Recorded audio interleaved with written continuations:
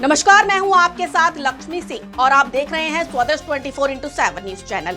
चलिए ताजा और अहम खबरों की शुरुआत कर लेते हैं। दंतेवाड़ा में आरती स्पंज कंपनी और डिपॉजिट 4 खदान परियोजना के विरोध में बस्तरिया राज मौर्य ने पहाड़ बचाओ पदयात्रा निकाली। जी हां, आलनार से शुरू हुई यह यात्रा जिला मुख्यालय पहुंची, जहां हजारों ग्रामीणों ने राज्यपाल के नाम ज्ञापन सौंपकर प्रस्तावित खनन परियोजनाओं का विरोध किया। आपको बता दें, बस्तरिया राज मौर्य के नेतृत्व में निकली इस पदयात्रा में बड़ी संख्या में आदिवासी ग्रामीण शामिल हुए। वहीं प्रदर्शनकारियों का कहना है कि बेलाडीला क्षेत्र में के पहाड़ उनकी आस्था, संस्कृति और पहचान से जुड़े हुए हैं, इसलिए बिना ग्रामीणों की सहमति के किसी भी खनन परियोजना को स्वीकार नहीं किया जाएगा।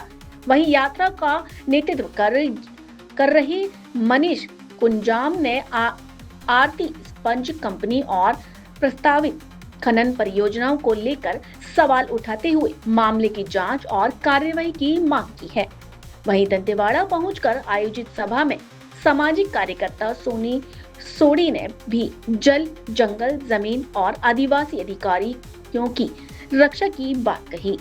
आपको बता दें, ग्रामीणों ने स्पष्ट किया है कि पहाड़ों के संरक्षण और आदिवासी अधिकारों की रक्षा के लिए उनका आंदोलन आगे भी जारी रहेगा।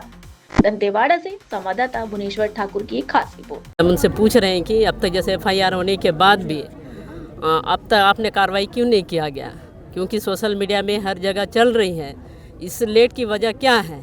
हम जो आरती स्पंज के नाम से जो फर्जी तरीके से जो आलनार पंचायत में किया गया उत्खनन के नाम से, इतनी एक जानकारी होने के बाद भी राज शासन खामोश क्यों है?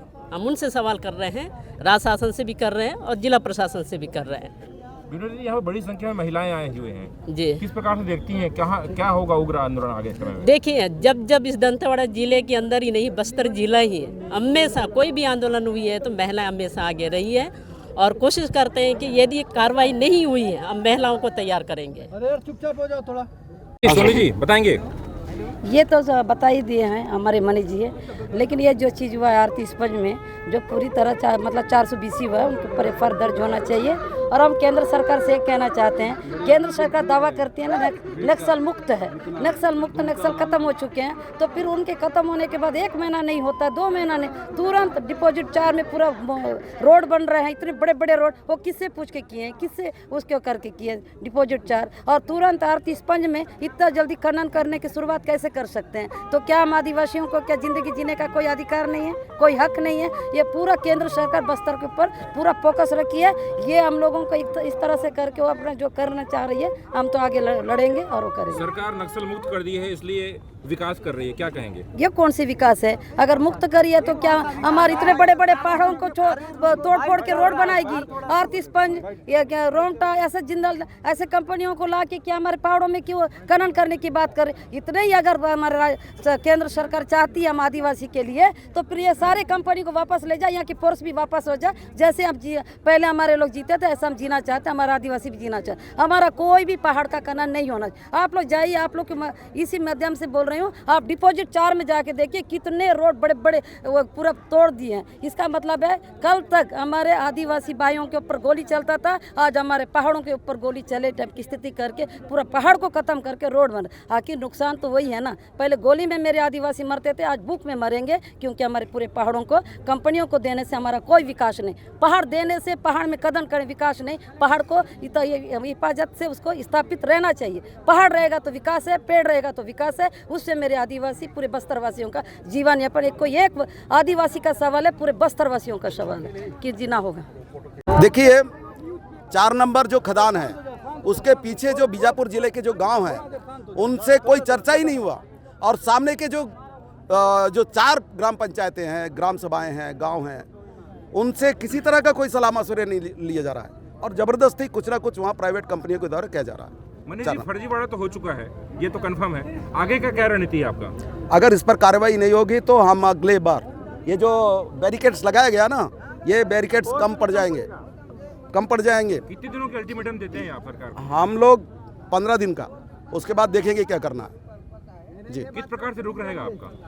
अब ये कार्रवाई नहीं करेंगे तो हम करेंगे, वो तो स्पष्ट दिख रहा है कि अगर इतना साफ साफ फर्जीवाड़ा हुआ, उसके बाद अगर कार्रवाई नहीं हुई तो फिर चुप रहने का तो सवाल ही नहीं। आपको क्या लगता है भैया, किसका नाम है, किसकी संलिप्तता की वजह से इतना विलंब कर रही है? देखिए, ये जो कंपनियां हैं ये नेताओं के बहुत नज़दीक होते हैं, उनके संरक्षण में पलते पुलते हैं, और अगर कार्रवाई नहीं हो रही तो कहीं ना कहीं सरकार के लोग शामिल होंगे, यही हम कह सकते हैं। शांत हो जाओ थोड़ा सा। ये हम लोगों का आज पदयात्रा का अंतिम दिन है। हम लोग यहाँ कलेक्टर साहब को जो मुद्दे हैं उस पर ज्ञापन देने के लिए आए हैं, और हम चाहते हैं कि अलनार में जो फर्जीवाड़ा हो रहा है, अलनार में एक्चुअली कोई खदान नहीं है, वहाँ न गाड़ी भी नहीं गई, मोटरसाइकिल नहीं जा सकती है, आदमी नहीं जा सकता है। ऐसी जगह खनन सो करके ये जो फर्जीवाड़ा किया जा रहा है उसके खिलाफ कार्रवाई होनी चाहिए, और वो सीधा है मामला, सीधा है मामला, उस पर लेट क्यों हो जा रहा है, ये हमारा सवाल है। हम सवाल कर रहे हैं प्रशासन से, सरकार से, कि किसके दबाव में अब तक कार्रवाई नहीं हो रहा है, ये सवाल है हमारा।